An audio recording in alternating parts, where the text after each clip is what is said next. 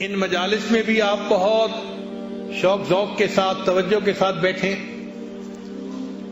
اور یہ جو 10 دن کے ایام ہیں ان کے اوقات کو بھی خوب عبادت میں گزاریں، ذکر میں، تلاوت میں، نوافل میں، جتنا عبادت کر سکتے ہیں اتنا کریں، اپنے آپ کو تھکائیں عبادت میں۔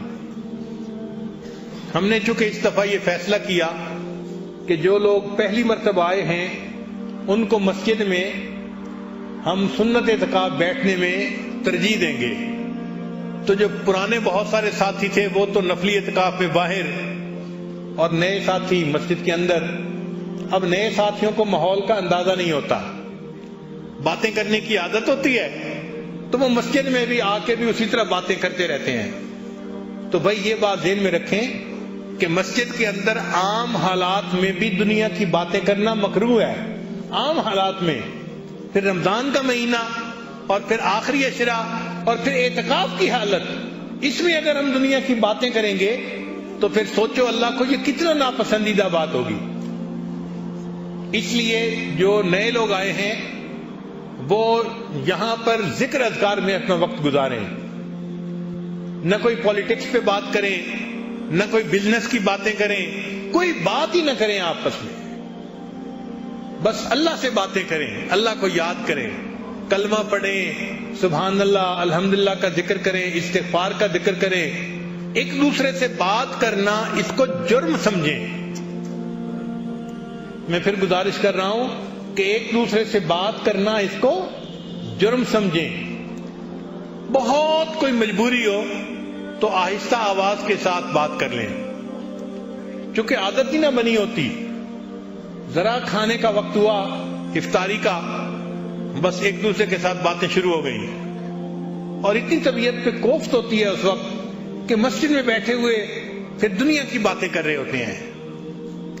آپ حضرات مسجد کے اندر بات چیت کو اپنے لیے منع سمجھیں کہ ہم نے بات ہی نہیں کرنی، بولنا ہی نہیں ہے، چپ رہنا ہے، اور چپ رہ کے اللہ کا ذکر کرنا ہے اور ذکر کا ثواب پانا ہے ہمیں۔ اور اگر کوئی بندہ بات کر رہا ہے تو دوسرے کی ذمہ داری بنتی ہے کہ وہ اس کو اشارے سے بتا دے کہ بھائی آپ اپنا والیوم کم کریں اور اس کو بات چیت کو بند کریں۔ اور خاص طور پر یہ جو سیل فون ہے اس کے شرارت سے بچیں۔ آپ اس کو 10 دن کے لیے فرض کرو بند بھی کر دیں گے تو کیا ہو جائے گا؟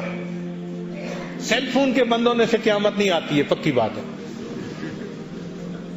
جب نہیں تھا اس وقت بھی زندگی گزر رہی تھی، اب بند کر دیں گے تو بھی زندگی گزرے گی، بلکہ اچھی زندگی گزرے گی، تو پرسکون ہو جائیں۔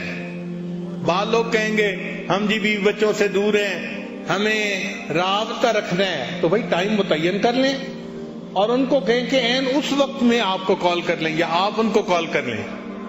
بعض دوستوں کو دیکھا ہے ان کے جو سیل فون کی گھنٹی ہوتی ہے نا، اللہ اکبر، اور اس کو فل والیوم پہ کیا ہوا ہوتا ہے۔ کئی دفعہ ہم نے دیکھا ہے کہ سب سو رہے ہیں، ایک صاحب کا فون بج رہا ہے اور 15 بندے نیند سے اٹھ رہے ہیں۔ یہ گناہ کی بات ہے۔ اپنے سیل فون کو سائلنٹ پہ رکھیں، آپ کے سیل فون کی وجہ سے کسی کی نیند خراب نہ ہو۔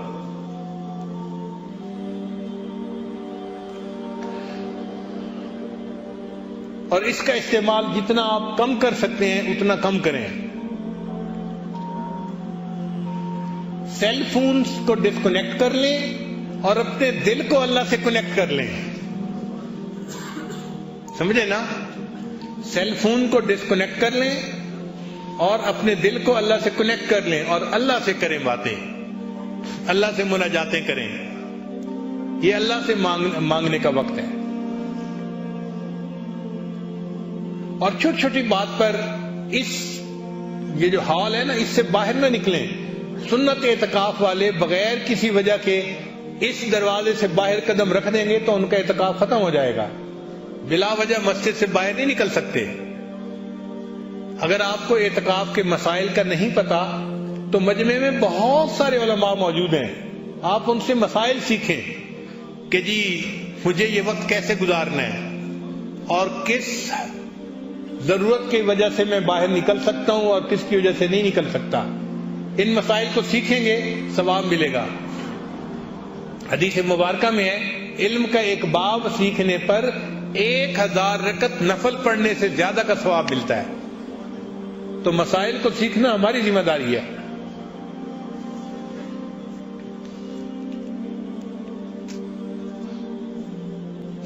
ہمیں یہ چیز بہت بری لگتی ہے کہ ہم اپنے جماعت کے دوستوں کے لیے بار بار سپیکر پہ اعلان کریں.